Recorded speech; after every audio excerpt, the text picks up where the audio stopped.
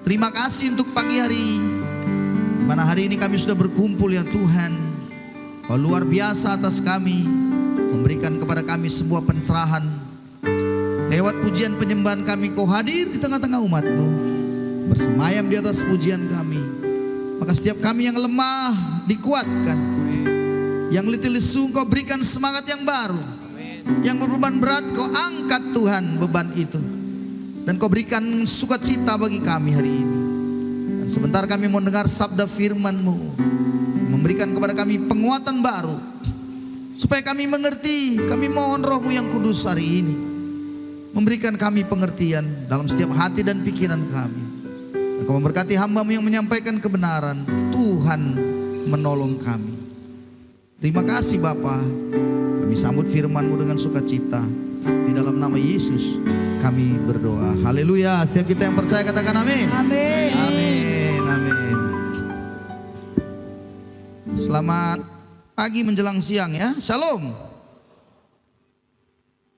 Bagaimana kabarnya? Sehat semuanya? Sehat ya. Yang sakit tak apa-apa, kita doakan biar Tuhan memulihkan, menyembuhkan. Hari ini kita akan berbicara tentang sebuah yang sering kali menjadi sebuah tantangan untuk kita menghasilkan buah. Kita tidak bisa menghasilkan buah, padahal Tuhan ingin kita itu memiliki buah. Buahnya yang sedikit atau yang banyak? Yang banyak. Mari kita lihat dengan cepat Yohanes pasal 15. Yohanes pasal 15 kita melihat sebuah ayat di situ. Anda melihat bahwa tentang pokok anggur yang benar. Yesus berkata, akulah pokok anggur yang benar. Ayat yang pertama dikatakan, akulah pokok anggur yang benar. Yesuslah pokok anggur yang benar itu. Tidak ada yang lain sebenarnya. Hanya Dia saja pokok anggur yang benar. Dan Bapakkulah pengusahanya. Dan ayat yang ke-8 menarik sekali. Ayat 8 dikatakan, dalam hal inilah Bapakku dipermuliakan, yaitu jika kamu berbuah banyak, dan dengan demikian kamu adalah murid-muridku. Semua penafsir Alkitab sepakat, semua di seluruh dunia penafsir Alkitab sepakat bahwa Yohanes pasal 15 ini adalah percakapan Tuhan Yesus pada malam perjamuan terakhir sebelum nantinya Dia akan ditangkap dan akan diserahkan kepada majelis agama pada waktu itu dan kemudian kepada Pontius Pilatus. Saudara-saudara, pada waktu malam itu dalam percakapan yang sungguh menarik, Yesus sedang mengatakan kepada murid-muridnya bahwa mereka harus berbuah banyak, karena sebentar lagi Yesus akan mati. Mereka akan ditinggalkan oleh Yesus. Dan yang menarik lagi, ternyata apakah bukti Anda dan saya menjadi murid Kristus? Bukti yang menarik yang harus kita belajar hari ini adalah bahwa Anda dan saya murid-murid itu kalau Anda dan saya bagaimana? Berbuah banyak. Jadi Anda hari ini tahu banyak firman. Anda berkata, saya murid Tuhan, saya ini sudah tahu ayat, saya sudah ikutin dasar kekristenan.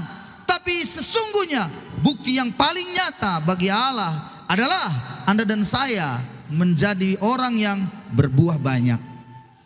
Lalu dikatakan, inilah Bapakku dipermuliakan dalam hal ini. Dalam hal apa? Jika kamu berbuah banyak. Ternyata mempermuliakan Tuhan bukan hanya berdiri di sini bernyanyi-nyanyi, bukan hanya bermain musik mempermuliakan Tuhan, bukan, tapi justru berbuah banyaklah yang menjadi satu syarat penting bagaimana kita mempermuliakan Bapa di sorga. Lalu bagaimana kita berbuah banyak? Menarik sekali berbuah banyak itu. Tuhan ibaratkan menjadi dirinya sebagai pokok anggur yang benar. Pasal 15 ayat yang pertama dikatakan, akulah pokok anggur yang benar. Kalau ada pokok anggur yang benar, berarti ada pokok anggur yang tidak benar. Siapakah pokok anggur yang tidak benar? Dalam konteks perjanjian lama, pokok anggur yang tidak benar itu adalah bangsa Israel yang menghasilkan buah, tapi buahnya masam, tidak bisa dinikmatin orang. Tuhan berkata dalam kitab Yesaya pasal 5 dikatakan, aku itu ingin mendapatkan buah dari umatku Israel. dikasih pupuk luar biasa, tapi ternyata tidak menghasilkan buah. Dicangkulnya, diberinya pupuk, digalinya lubang untuk bisa memeras anggur nantinya, tetapi ternyata tidak bisa. Saudara-saudaraku, kekasih Tuhan yang awalnya itu adalah orang Israel, tetapi kemudian Tuhan membuang mereka. Dalam Yesaya 5 itu dituliskan begitu rupa, pasal 1 sampai pasal yang keempat. Dituliskan bahwa orang Israel, Yehuda itulah kebun anggurku itu. Namun apa yang kudapat, katanya, mengapa yang dihasilkannya hanya buah anggur yang asam? Orang Israel umat pilihan Tuhan yang menghasilkan buah harusnya, tetapi kemudian tidak bisa menghasilkan buah yang baik. Mereka selalu memberontak kepada Tuhan. Mereka selalu menghina Tuhan, mencari berhala-berhala baru dalam hidupnya, dan Tuhan menolak mereka. Itulah pokok anggur yang salah itu, yang tidak benar. Dan Yesus berkata, akulah pokok anggur yang benar, kamulah rantingnya. Ayat yang selanjutnya, setiap ranting padaku tidak berbuah dipotong, dan setiap ranting berbuah dibersihkannya, supaya lebih banyak berbuah. Kamu memang sudah bersih karena firman yang telah kukatakan kepadamu. Dan pada ayat yang keempat, yang kelima, akulah pokok anggur dan kamulah ranting-rantingnya. Maka sesungguhnya saudara dan saya, kita ini ranting. Tuhan Allah kita, Yesus kita pohon anggur yang benar. Kita melekat pada ranting itu. Dan Bapa di surga pengusaha dari kebun anggur itu. Nah makanya bagaimana kita berbuah banyak? Ayat ini menjelaskan dengan baik bahwa kita harus tinggal di dalam Tuhan. Bagaimana tinggal di dalam Tuhan itu? Tinggal melekat pada pokok anggur itu. Kita ranting melekat pada pokok anggur. Barang siapa tidak tinggal, katanya, dia akan dibuang, akan menjadi kayu api. Saudara-saudaraku, kita perlu menyadari akan hal ini. Sebab di luar Tuhan kita nggak bisa berbuat apa-apa. Dalam Yohanes 15 begitu rupa, luar biasa Tuhan menyampaikan itu. Dan yang menarik lagi, ayat yang ketujuh. Ayat yang ketujuh, 15 ayat ketujuh. Jikalau kamu tinggal dalam aku dan firmanku tinggal di dalam kamu, mintalah apa saja yang kamu kehendaki, kamu akan menerimanya. Mintalah apa saja, bukan berarti semuanya yang daging kedagingan kita ini pun kita minta maka diberi, tidak. Mintalah kepadaku apa saja.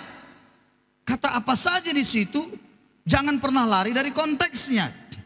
Teks tidak boleh lari dari konteks. Teksnya itu berbicara mintalah apa saja, tapi dalam konteks apa? Dalam konteks berbuah banyak. Jadi Anda kalau mau berbuah banyak, Anda berdoa pada Tuhan. Mintalah supaya apa? Diberikan Tuhan kepada saudara, kamu akan menerimanya. Supaya kamu bisa berbuah banyak. Apa itu, Pak? Ingat ya, jikalau tinggal di dalam Tuhan, firman-Nya tinggal dalam kita, minta apa saja. Sekali lagi, dalam konteks menghasilkan buah. Buah itu sudah saya jelaskan minggu yang lalu, ada buah roh, buah pertobatan, buah jiwa-jiwa. Anda berdoa untuk lingkungan Anda, mintalah apa itu? Tempat kerjaku Tuhan, aku berdoa hari ini supaya mereka semua dijamah Tuhan. Nah, itu artinya berbuah banyak. Anda ingin menghasilkan buah di tempat pekerjaan. Anda minta kepada Tuhan supaya saudara Anda, keluarga Anda, anak Anda, suami Anda bertobat. Itu buah yang harus Anda dapatkan. Ya Anda harus minta. Ya harus Anda minta. Jangan berhenti. Karena firman Tuhan bilang, mintalah apa saja yang kamu kehendaki, kamu akan menerimanya. Saudara-saudara, ternyata berbuah itu, saudara tinggal di dalam Tuhan, di mana firman tinggal dalam kita, lalu kemudian ranting itu dibersihkannya, kita itu dibersihkannya ya, ranting kan kita. Dan kita akan menghasilkan buah. Tetapi saudara-saudara, yang menarik sekali, kenapa ada orang tidak berbuah-berbuah? Udah dengerin firman, udah meniri-niri doanya. Ajaib saudara-saudaraku. Susah kali berdoa, susah kali berbuah maksud saya. Menjadi murid Kristus kelihatan dari luar murid Tuhan. Tetapi ternyata tidak menghasilkan buah. Ada sih buahnya, tapi asam. Gak bisa dinikmatin orang. Ada sih buahnya, harum sih, kayak buah kuini harum. Tapi begitu dipotong, ya ampun, ulat-ulat di dalam. Gak bisa dimakan. Ulatnya berapa banyak Pak? Keliling buah itu. Di mana Anda potong, besi itu dari ulat itu. Sebelum Anda potong, tak nampak ulatnya. Begitu dipotong, baru ulat lah semua itu. Bagaimana itu? Hari ini kita akan melihat, saudara-saudara, sesuatu yang penting yang disebut dengan noda dalam perjamuan kasih. Noda dalam perjamuan kasih itulah yang membuat tidak menghasilkan buah kita.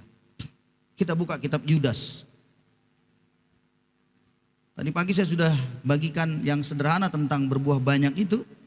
Anda bisa lihat di dalam halaman Facebook minggu-minggu depan kalau sudah selesai di-upload di situ, ataupun di YouTube nanti lihat. Nah, sekarang kita mau melihat noda dalam perjamuan kasih, di mana itulah yang membuat salah satu yang hari-hari ini gereja Tuhan mengalami noda perjamuan kasih ini yang tidak menghasilkan buah.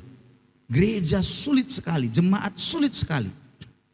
Firman sudah hebat, ditabur luar biasa, pengajaran mantap, ibadah, mantap, entertain di depan luar biasa. Ini belum ada aja lampu klip-klipnya. Kalau itu udah klip-klip mantap itu, kayak lampu disco dia dari sana pun keren. Tapi apakah berbuah? Masalahnya di situ. Mari kita lihat kitab Yudas. Sebelum saya lanjut, sebelum kita baca ayatnya, siapakah Yudas? Kita lihat dulu siapakah Yudas. Pasal 1 ayat 1 kita lihat siapakah Yudas. Yudas surat ini bukan ditulis oleh Yudas Iskariot. Karena Yudas Iskariot sudah mati. Nggak ada lagi dia. Nah, siapakah dia? Ayat 1 bilang, dari Yudas, hamba Yesus Kristus dan saudara Yakobus, kepada mereka yang terpanggil, yang dikasihi dalam Allah Bapa, yang dipelihara untuk Yesus Kristus. Rahmat, damai sejahtera dan kasih kiranya melimpahi kamu. Yudas menyebutkan dirinya sebagai hamba Yesus Kristus. Tetapi benarkah bicara hamba Yesus Kristus? Ternyata kalau kita membaca dalam kitab Matius pasal 13. Matius 13 ayat yang ke-55. Dikatakan begini.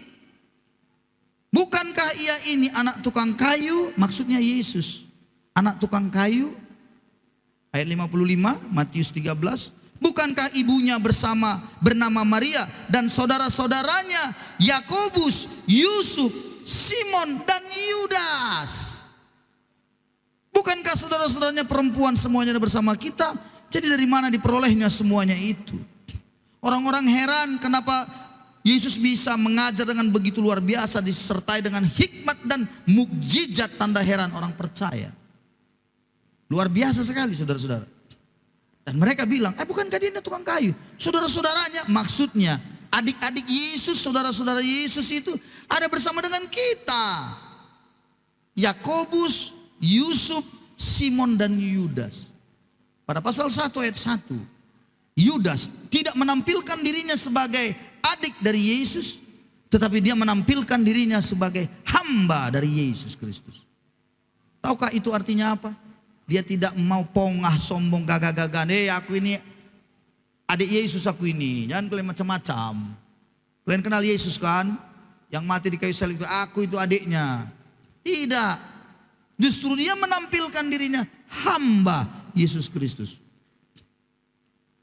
Dan katanya saudara Yakobus, saudaranya ada bersama. Ya memang Yakobus ada. Yakobus juga ada, saudara Yesus juga. Nah, yang menarik selanjutnya, dia membagikan hanya satu pasal suratnya, tapi ada satu catatan yang teramat penting supaya kita bisa menghasilkan buah yang sungguh-sungguh berbuah banyak. Ayat yang ke-11 pasal 1 itu. Saya mau supaya kita lihat sama-sama ya. Celakalah mereka karena mereka mengikuti jalan yang ditempuh Kain, dan karena mereka oleh sebab upah menceburkan diri ke dalam kesesatan Bileam, dan mereka binasa karena kedurhakaan seperti Korah. Mereka inilah noda dalam perjamuan kasih-Mu, di mana mereka tidak malu-malu melahap dan hanya mementingkan dirinya sendiri. Mereka bagaikan awan yang tak berair, yang berlalu ditiup angin. Mereka bagaikan pohon-pohon yang dalam musim gugur tidak menghasilkan buah. Pohon-pohon terbantun dengan akar-akarnya dan yang mati sama sekali. Mereka bagaikan ombak laut yang ganas yang membuihkan keaiban mereka sendiri. Mereka bagaikan bintang-bintang yang baginya telah tersedia tempat di dunia kekelaman untuk selama-lamanya. Mereka, ada ayat yang tadi 12 bilang seperti apa, bagaikan apa? Pohon-pohon yang dalam musim gugur tidak menghasilkan buah. Siapa mereka itu? Mereka itu adalah orang-orang yang mengikuti jalan yang ditempuh Kain, satu. Yang ditempuh, yang jalan yang diambilnya dengan menceburkan diri dalam kesesatan Bileam. Dan yang ketiga, karena kedurhakaan Korah. Ada 3. Kain sudah mati ribuan tahun yang lalu, di awal perjanjian lama itu dituliskan udah mati dia. Tetapi spirit Kain itu sudah banyak menular di dalam gereja. Spirit itu terus coba untuk membuat kita menjadi orang yang tidak bisa berbuah. Noda dalam perjamuan kasih. Perjamuan kasih itu kalau zaman dahulu mereka makan bersama, itu namanya perjamuan kasih.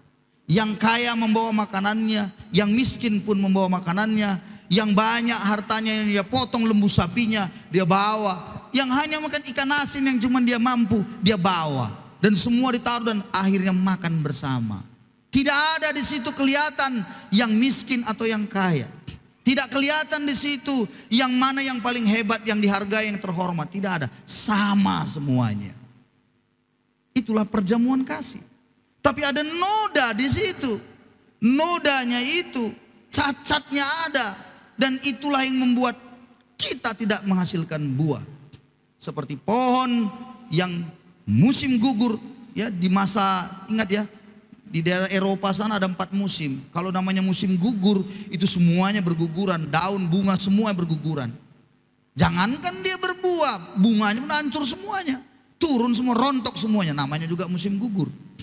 Seperti itulah mereka itu.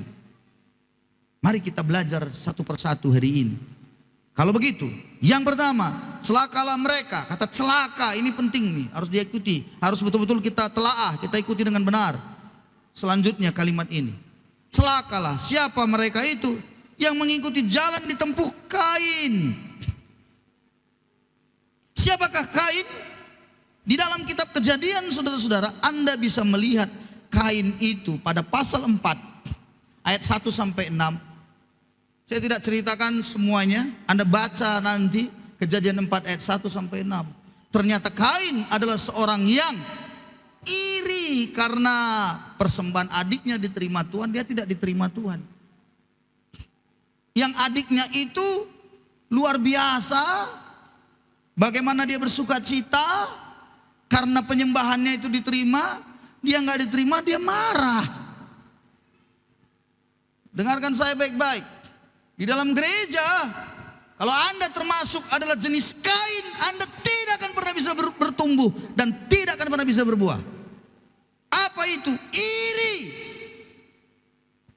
Iri dengan orang lain yang lebih baik, iri dengan orang lain yang lebih rohani. Kenapa dia yang ditampilkan di atas? Kenapa dia yang naik? Kenapa aku tidak? Bukankah aku sudah berpuluh-puluh tahun di gereja ini? Nah, kalau itu ada di dalam saudara, Anda tidak akan pernah bisa menghasilkan buah. Iri hati adalah suatu simbol ketidakmampuan. Iri hati juga merupakan sesuatu yang sangat rentan hati kita disusupi oleh setan. Makanya Tuhan bilang waktu sudah panas hati si Kain tadi, Tuhan sudah bilang, dosa sudah mengintip di depan pintu katanya. Dosa sudah mengintip, kalau orang iri itu gampang masuk setannya. Maka akhirnya Kain menjadi pembunuh. Dia membunuh adiknya Habil karena iri hatinya. Dengarkan, orang yang iri hati jangankan menghasilkan buah supaya orang diselamatkan, kalau perlu pun dimatikan orang ini supaya tidak masuk surga. Nah, itulah dia orang iri itu.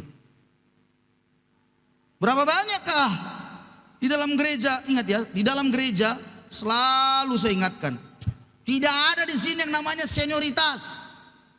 Tidak ada namanya tokoh-tokoh, tidak ada. Semua kita sama di hadapan Tuhan. Katakan amin. Kalau Anda mau melayani, ada jenjangnya, pelan-pelan Anda bisa melayani. Tidak serta-merta. Tapi mohon maaf, berapa banyak orang yang saya tahu keluar dari gereja ini karena apa? Nuntut melayani. Tapi kemudian apa? Rohaninya juga kacau-kacau masih kelihatan. Tapi berharap bisa dipakai dengan katanya dia sudah belajar teologi, sudah belajar Alkitab. Ingat, standar Anda melayani bukan sekolah Alkitab, bukan sekolah teologi saja. Walaupun itu ya, tapi yang terpenting adalah Anda bisa menghasilkan buah-buah dalam pelayanan hidup Anda. Saudara-saudara, ingatlah baik-baik. Iri kalau Anda ada dalam diri Anda hari ini, kepada siapapun, mungkin bukan kepada teman gereja Anda, bisa saja kepada saudara Anda, teman Anda, tetangga. Kalau itu ada, itu tidak akan membuat Anda bisa menghasilkan buah. Yang pertama, apa itu? Jalan yang ditempuh siapa? Kain. Yang kedua, kesesatan Bileam. Wah, ini kalau kita lihat Bileam ini siapa? Bileam, dia seorang nabi, dia seorang orang yang memang bisa memberikan berkat begitu. Sebenarnya ini orang baik. Kalau Anda baca dalam kitab Bilangan, siapakah dia itu? Bilangannya pasal 22 sampai 24. Tidak sempat Anda baca semuanya. Anda harus baca. Begitu disampaikan begini, Anda catat, Anda baca di rumah. Supaya Anda bertumbuh, supaya Anda tahu. 22 sampai 24, Bileam itu dipanggil oleh Raja Moab bernama Balak bin Zipor. Balak bin Zipor meminta kepadanya supaya mengutuki orang Israel. Karena dia sudah lihat orang Israel ini menang-menang terus. Menang terus. Ini gimana caranya ini? Supaya orang Israel ini hancur. Saudara-saudaraku, caranya memanggil seorang nabi, lalu mengutuki, tentunya dengan doa kutuknya itu, gitu ya.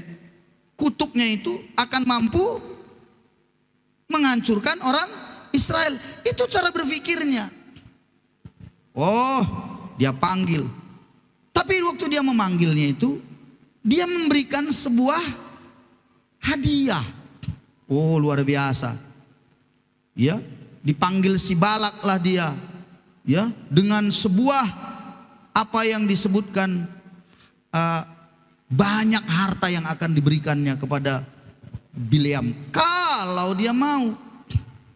Kalau dia mau, banyak sekali hartanya. Ya saudara-saudaraku, tetapi Tuhan bilang padanya, jangan kau kutuki umatku Israel. Lalu dia bilang, oh kata Tuhan tidak boleh, aku tidak mau mengutuki. Aku tidak mau. Dipaksa, ayolah, ini upahmu nanti. Kalau jadi ini emas perakmu ini, kutukilah katanya. Dia tunggu lagi, tunggu apa kata Tuhan katanya. Bagus kan sebenarnya kan. Tapi kemudian apa yang terjadi? Tuhan bilang, ya sudah, pergi. Tapi tidak boleh kau ucapkan selain apa yang kusuruhkan kau ucapkan, kata Tuhan. Maka Bileam pergi. Memang dasar Bileam ini adalah tipe seorang hamba Tuhan, nabi yang mata duitan. Ya, dalam dirinya dia mau melayani, menggunakan kenabiannya supaya dia dapat uang, tetapi dengan cara mengutuk. Itulah kesesatannya. Dan sampai kemudian di tengah jalan dia membawa keledainya. Kita tahu semua bukan? Keledainya tiba-tiba nggak mau berjalan. Dipukulinya nggak mau bicara. Sampai akhirnya. Kenapa keledainya tidak mau jalan? Karena di depan ada malaikat Tuhan dengan menghundus pedangnya. Ini mati ini pasti ini. Lewat mati. Bileam pukuli. Cepat. Tahu nggak saudaraku artinya apa? Orang kalau sudah di otaknya selalu adalah harta, nggak bisa dilihatnya terang Tuhan lagi di depannya. Percayalah itu. Kalau uang saja depannya, nggak bisa lagi dilihatnya visi Tuhan itu, nggak bisa lagi dilihatnya. Justru keledainya yang lihat, keledainya lihat, dipukulin, akhirnya keledainya dibikin Tuhan bicara. Bayangkan satu-satunya keledai yang bisa bicara adalah keledai Bileam. Bandelnya minta ampun. Saya kadang-kadang berpikir juga, jangan-jangan Anda saking bandelnya sekali, anjing Anda bicara. Amada, kata tiba-tiba begitu dia bicara. Kenapalah kau begitu selalu, katanya. Bileam bingung melihat keledainya kok bicara. Kok pukuli aku? Dia sampai betul-betul keledainya ditekannya ke bawah, ya kejepit kakinya gitu. Karena ke bawah dia nggak sanggup melihatnya begitu. Dan akhirnya keledai itu bicara. Apa yang kau lakukan kepadamu? Sampai engkau memukuli aku 3 kali, kata Bileam. Kata keledainya. Kau memainkan saja aku, katanya. Kalau ada pedang di tanganku, kubunuh aja lah kau sekarang, katanya. Itu kata si Bileam. Tapi kemudian yang terjadi, lihat katanya. Dilihatnya lah malaikat Tuhan itu dengan pedang di depan. Wih. Barulah Bileam sujud tersungkur berlutut. Dia tahu itu malaikat Tuhan. Ayat yang saya baca ya, pasal 22 1 aja. Ayat 31 ya, kita lihat ya. Kemudian Tuhan menyingkapkan mata Bileam. Dilihatnya lah malaikat Tuhan dengan pedang terhunus di tangannya berdiri di jalan. Lalu berlututlah ia dan sujud. Berfirmanlah malaikat Tuhan kepadanya, apakah sebabnya engkau memukul keledaimu sampai 3 kali? Lihat, aku keluar sebagai lawanmu. Sebab jalan ini pada pemandanganku menuju kepada kebinasaan. Ketika keledai ini melihat aku telah 3 kali menyimpang dari hadapanku. Jika ia tidak menyimpang dari hadapanku, tentulah engkau akan kubunuh pada waktu itu juga. Dan dia kubiarkan hidup. Bileamnya bilang memang, aku telah berdosa. Aku tidak tahu bahwa engkau berdiri di situ. Maka sekarang ini, jika hal itu jadi matamu, aku mau pulang. Katanya. Ketakutan dia. Tapi malaikat itu bilang, pergilah bersama dengan orang-orang ini. Tetapi hanyalah perkataan yang kukatakan kepadamu harus kau katakan. Sesudah itu pergilah Bileam bersama dengan pemuka-pemuka Balak itu. Pergi dia. Sampai kemudian di tempat di mana kerajaan itu, raja Balak, dibawalah dia ke suatu tempat. Dipandanglah perkemahan Israel dari atas. Lalu Balak bilang, kutukilah. Sekali lagi Bileam bilang, aku tidak akan mengutuk kalau bukan Tuhan yang menyuruh. Apa yang dipesankan Tuhan itulah. Jadi waktu dia mengadakan tangannya, harusnya kutuk. Tiba-tiba yang keluar dari mulutnya berkat. Diberkati lagi, dibilang begitu. Alangkah indahnya kemah-kemahmu hai Yakub. Sebagai begini. Dia luar biasa memberkati. Air mengalir dari timbanya dan benihnya air banyak-banyak. Itu diberkati Tuhan. Ucapannya diberkati. Balaknya bingung. Balaknya bilang, jangan-jangan salah tempat. Dipindahkannya lagi. Pergi ke tempat yang satu. Di sini, kutuki. Sekali lagi, Bileam bilang, aku hanya menyampaikan apa yang taruh Tuhan di mulut. Waktu dia mulai angkat tangan, dia mulai berdoa lagi. Diberkatinya lagi. Nggak ada yang berani. Dan kemudian pulanglah Bileam tadi kembali ke rumahnya. Tetapi di mana kesesatan Bileam ini? Saudara-saudara, perhatikan baik-baik. Bilangan pasal 24. Kita lihat ya, Bilangan 24. Lalu bersiaplah Bileam dan pulang ke tempat kediamannya, dan Balak pun pergilah juga. Tidak ada salahnya kan? Pasal 25 ada salahnya. Apa itu? Sementara tinggal di Sitim, mulailah bangsa itu berzina dengan perempuan-perempuan Moab itu. Perempuan-perempuan itu mengajak bangsa itu ke korban sembelihan bagi Allah mereka, dan bangsa itu turut makan dan korban itu menyembah Allah orang-orang itu. Wih, saudara-saudaraku, ketika Israel berpasangan dengan Baal Peor, bangkitlah murka Tuhan terhadap Israel. Ada kisah Bileamnya pulang Balaknya pun pergi. Tetapi setelah itu pasal 25 terjadi apa? Perzinahan di bangsa Israel. Rupanya saudara-saudara, pada pasal 31 menegaskan dengan luar biasa. Ini kita harus banyak buka ayat ya, supaya kita ngerti. Pada pasal 31, apa katanya? Ayat yang ke-8. Perhatikan ayat yang ke-8. Waktu orang Israel menyerang Moab, matilah banyak. Selain dari orang-orang yang mati terbunuh itu, mereka pun membunuh juga raja-raja Midian, yakni Ewi, Rekem, Zurhur, dan Reba. Kelima raja Midian, juga Bileam bin Beor dibunuh mereka dengan pedang. Bileam itu dibunuh dengan pedang. Mengapa mereka bunuh itu? Ayat yang ke-16 saya tutup untuk Bileam. Bukankah perempuan-perempuan ini, nah itu perempuan-perempuan, atas nasihat Bileam menjadi sebabnya orang Israel berubah setia terhadap Tuhan dalam hal Peor, sehingga itulah turun ke antara umatnya. Rupa-rupanya Bileam memberikan sebuah yang namanya masukan, usulan. Saya percaya ini Bileam hanya untuk harta yang banyak yang bisa dibawanya pulang.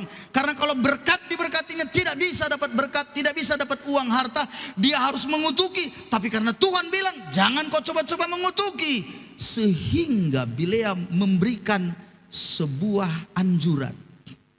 Kalau kau mau melihat dan menghancurkan bangsa Israel, caranya kirimkan pelacur-pelacur masuk ke perkemahan mereka, sehingga mereka semua berzina. Maka itu bangsa Israel pasti hancur. Itulah anjuran Bileam. Kesesatan Bileam ada di situ. Ternyata saudara-saudaraku, perzinahan tidak akan pernah membuat Anda bertumbuh dan tidak akan pernah membuat Anda berbuah. Kesesatan Bileam itu sudah banyak terjadi di banyak tempat. Sebuah anjuran, sebuah masukan tidak sesuai dengan kebenaran, demi untuk yang namanya harta dunia ini. Sekali lagi saya beritahu pada saudara, harta dunia ini, kalau itu yang Anda kejar, tidak akan menghasilkan buah hidup Anda. Tidak akan. Tidak akan pernah Anda dapatkan itu. Justru itu menoda dalam perjamuan kasih. Bagaimana? Anda sudah mengerti kesesatan Bileam? Bagaimana? Ada yang mau mengikuti Bileam? Halo? Bagaimana kira-kira? Ada yang mau mengikuti? Biar kita tumpang kaki, bukan tumpang tangan, tumpang kaki. Saudara-saudaraku, jangan mau mengikuti kesesatan Bileam. Itu sebabnya kita harus hati-hati. Apa contoh yang lain? Saya suka melihat begini. Kenapa kamu mau menikah dengan dia? Ada selalu mau tidak mau ya, mau tidak mau kadang-kadang saya pikir ya mungkin sudah terperangkap di situ orang-orang tua ya. Kalau dia mau menikahkan anaknya, dia menikahkan anaknya. Ini anaknya misalnya mencintai si A, ada juga si B, si C lah begitu, ada lagi. Apa anjuran orang tuanya selalu? Kalau kamu mau menikah anakku, jangan kau sama si A, si B, si C aja. Alasannya apa? Dia anak pertama, anak tunggal. Harta bapaknya banyak. Jadi kalau mati nanti sama kalian. Nah itu, kesesatan Bileam itu. Bilang kiri kanannya, aku tahu siapa itu bilang. Halo? Bilang dulu kiri kanannya. Bilang dulu kiri kanannya. Aku mengerti siapa dimaksud bilang. Oh saudara-saudaraku jahat sekali. Jahat sekali. Jangan kau yang ini anakku, jangan yang ini kaya. Nanti kalau dia mati bapaknya, tengok hartanya banyak, tokonya aja 2, rumah 3, mobilnya tengok 2. Cocok kok, mati senang kau, tinggal duduk-duduk enak-enak tidur, lumayan. Saudara-saudara, kesesatan Bileam itu, kesesatan Bileam. Hati-hati saudara, bukan berarti saya bilang tidak dilihat juga. Ya jangan pula miskin kali kan begitu ya. Maksud saya memberikan sebuah arahan itu betul-betul harus sesuai dengan standar kebenaran, bukan hartanya. Amin saudaraku. Itu nomor sekian. Nomor satu itu apa? Apakah dia mencintai Tuhan? Tidak, anakku. Lihat, kita ini hidup kita hanya sederhana. Apakah dia bisa mengasihi kita? Enggak. Karena mereka orang berada, jangan-jangan nanti mama bapakmu yang kayak gini udah tua-tua ini dibuangnya pula. Karena udah tua mai, gigi tinggal 2 dan cuma terlala-lala. Cobalah kau pikirkan. Itu yang dipikirkan, bukan nanti kalau mati dia, cocok itu nak. Jadi nanti bisa sebagian, satu rumah bisa sama mama, satu lagi sama bapakmu. Kan sudah kaya. Aduh, kalau itu pikiran saudara, sesat Anda. Sesat. Jangan pula pada waktu masih kecil susah-susah Anda berdoanya bagus sekali. Tuhan, kuserahkan anakku semua Tuhan jadi hamba-Mu Tuhan. Pakai semua jadi alat. Anaknya 5 berjejer. Pakai semua Tuhan. Ambil menjadi milik-Mu. Pakai mereka. Kenapa? Karena makan tak makan hidupnya. Tapi begitu mulai senang, dia apa? Anaknya yang pertama bilang apa? Mak, aku mau jadi hamba Tuhan. Jangan anakku, nanti kau tidak makan. Mulai begitu kan? Itulah. Itulah kesesatan Bileam itu juga tadi itu. Jangan anakku, jangan. Jangan. Tapi anaknya yang terakhir agak ngencas-ngencas. Lola, loadingnya lamban. Idola pula, idiot dong lamban. Gini-gini. Lalu apa kata mama? Kau memang cocok jadi hamba Tuhan aja kau nak. Maaf ya saudara, yang busuk-busuk kau kasih sama Tuhan. Bertobatlah kau. Saudara-saudara, kesesatan Bileam juga itu kalau menurut saya ya. Bagaimana dengan Anda? Halo? Bagaimana? Masih hidupnya? Ada yang terdiam. Yang terakhir. Yang terakhir. Kedurhakaan seperti Korah. Siapakah Korah ini? Bilangan pasal 16. Bilangan pasal 16. Ayat yang 1 dan 2 dikatakan bahwa Korah adalah seorang pemimpin. Dia orang terkemuka juga pada waktu mereka keluar dari Israel bersama dengan Musa. Tapi lihat ayat 1 dan 2, perhatikan baik-baik. Korah bin Yizar bin Kehat bin Lewi. Lihat baik-baik, bin Kehat bin Lewi. Korah bin Lehat bin Lewi. Berarti Lewi itu orang apa? Orang Lewi. Hah? Adalah imam. Keturunan imam sebenarnya. Orang Lewi. Orang yang melayani Tuhan.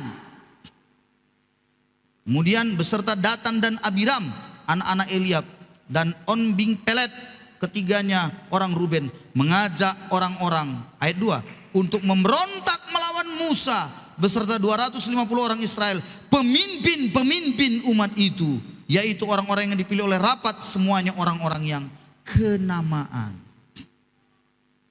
Jadi jangan sampai engkau masuk dalam kedurhakaan Korah. Korah adalah manusia atau orang yang memberontak terhadap otoritas di atasnya yang sudah ditetapkan Tuhan. Pada waktu itu otoritas di atasnya adalah Musa.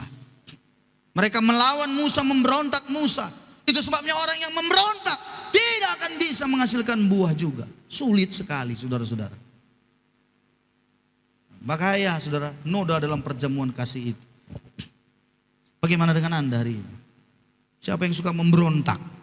Di tempat pekerjaanmu memberontak kepada atasan. Memberontak. Kau anak yang masih muda memberontak kepada orang tua. Melakukan yang sama dengan kedurhakaan kata Alkitab ini. Saudaraku, apa yang terjadi dengan Korah? Ayat yang ke-30. Perhatikan baik-baik. Tuhan suruh Musa menyampaikan kepada Bani Korah itu dan semuanya mereka supaya terpisah dengan orang Israel. Dipisahkan. Kenapa? Karena Tuhan memang ingin membunuh mereka. Lalu Tuhan suruh pisahkan dan akhirnya ayat 30, tetapi jika Tuhan akan menjadikan sesuatu yang belum pernah terjadi dan tanah mengangangkan mulutnya dan menelan mereka beserta segala kepunyaan mereka, sehingga mereka hidup-hidup turun ke dunia orang mati, maka kamu akan tahu bahwa orang-orang ini telah menista Tuhan. Musa berkata, nanti kau lihat, kalau tiba-tiba terbelah tanah, masuk semua mereka, siapa itu nanti, tertutup lagi, terbuktilah bahwa mereka telah menista Tuhan. Rupa-rupanya melawan, memberontak kepada orang yang di atas kita, itu sama dengan menista Tuhan. Pemberontakan kita di gereja, siapa yang kita berontak? Pada gembala, selalu melihat kekurangan, kesalahan. Ingat saudara, tidak akan menghasilkan buah engkau kalau itu ada dalam dirimu. Haleluya. Amin saudara. Termasuk melihat kekurangan ibu pendeta, sama ibu gembala, sama juga. Sama, cara jalannya terlalu besar, terlalu kecil, sama saja semua saudara. Anda lihat semuanya. Bagaimana dia berkata-kata, cara jalannya. Anda gak suka, boleh saja Anda mengkritisi. Tetapi ketika Anda memberontak, kata memberontak ini berkata begini, gak cocok dia jadi pemimpin. Gak betul dia jadi gembala. Benar lagi itu, apa begitu begini. Itu Anda mulai lawan. Anda mulai ingat lagi ini, ayat ini tadi bilang mengumpulkan orang-orang supaya melakukan kudeta. Ayo, kumpulkan, datangi satu orang, datangi keluarga sini, datangi keluarga situ. Ayo, kudeta. Bagaimana caranya? Turunkan, lalu berkata, salibkan Pak Bangun, salibkan dia, ganti. Ingat saudara, engkau yang akan hancur, bukannya saya. Saya tenang-tenang saja saya. Slow-slow saja saya. Tenang, tenang. Engkau yang akan jungkir balik nanti engkau sendiri. Jadi jangan sampai. Begitu juga saya. Dengan siapa? Dengan pimpinan kita di atas. Secara sinodal. Nanti pemilihan kongres tanggal 4 sampai 5. Surabaya bulan depan. Kami harus berangkat tanggal 3. Nanti dipilih. Tuhan menetapkan. Kalau saya melakukan pemberontakan lagi, itu udah sama. Saya pun gak akan menghasilkan buah. Gereja ini akan begitu-begitu terus. Gak akan naik. Kan banyak orang sekarang gini. Apa itu ketua wilayah begini? Ganti merek. Pindah. Dari GKB bikin GKBP. Apa itu? Gereja Kristen Baitani Perjuangan. Pindah lagi saudara-saudara. Bikin. Anda pikir berbuah? Enggak akan. Percayalah. Berontak lagi. Enggak benar lagi GKBPDI. Apa itu GKBPDI? Buat lagi sampingnya sana. Apa lagi GKBPDI? Gereja Kristen Baitani Perjuangan di Indonesia. Buat lagi. Begitu-begitulah terus. Bagaimana kau mau berbuah? Jangan saudara-saudaraku. Stop, hentikan. Ayat 31, 32. Baru saja, kita bilangan itu 16 ya. Baru saja selesai mengucapkan segala perkataan itu, maka terbelahlah tanah yang di bawah mereka. Dan bumi membuka mulutnya dan menelan mereka dengan sisi rumahnya. Dan dengan semua orang yang ada pada Korah dan dengan segala harta milik mereka. Demikianlah mereka semua orang yang ada pada mereka turun hidup-hidup ke dunia orang mati. Dan bumi menutupi mereka sehingga mereka binasa dari tengah-tengah jemaat itu. Binasa. Tidak menghasilkan buah. Mari saya mau ajak kita, saya selesaikan kebenaran ini dengan sebuah kerinduan besar. Tidak boleh lagi ada semangat Kain, roh Kain itu, Bileam itu, dan Korah itu di dalam kita. Amin saudara-saudara. Karena itu akan sangat menghancurkan kita. Bukan menguntungkan. Tidak akan pernah menguntungkan seperti itu. Anda harus belajar. Anda harus belajar untuk submission, menundukkan diri. Karena itu yang membawa Anda naik dan naik. Saudara-saudaraku, firman Tuhan hari ini, biarlah kita semuanya menjadi orang-orang yang menghasilkan buah. Ya, pohon-pohon yang menghasilkan buah. Dan buah kita, buah yang lebat. Katakan amin. Buahnya apa saudaraku? Lebat. Dengan demikianlah Bapakku dipermuliakan, jikalau kamu berbuah lebat. Dan itulah menjadi sebuah bukti Anda menjadi murid-muridnya Tuhan. Itu menjadi ayat hafalan kita dalam bulan ini ke depan. Kita baca dulu sama-sama Yohanes pasal yang ke-15. Yohanes pasal yang ke-15 ayat yang ke-8. Kita baca sama-sama. 2, 3 ya. Dalam hal inilah Bapakku dipermuliakan, yaitu jika kamu berbuah banyak dan demikian kamu adalah murid-muridku. Hafalah ini. Minggu depan kita akan mulai membacakan itu di dalam ibadah kita. Ya, jadi semua kita harus berbuah banyak. Demikian kebenaran. Tuhan memberkati kita semuanya. Shalom. Mari kita beri tepuk tangan pada Yesus kita. Haleluya. Bapak yang baik, terima kasih. Kami bersyukur untuk siang ini. Firman-Mu yang luar biasa sudah menyapa kami, mengingatkan kami kembali. Biarlah kami semua menjadi orang-orang yang sungguh-sungguh mau menghasilkan buah. Dan buah itu tetap menghasilkan buah yang banyak. Karena dengan demikianlah kami menjadi murid Kristus. Terima kasih Tuhan. Kami mengucap syukur kebenaran-Mu pada ini. Di dalam nama Yesus kami sudah berdoa. Haleluya. Amin. Amin.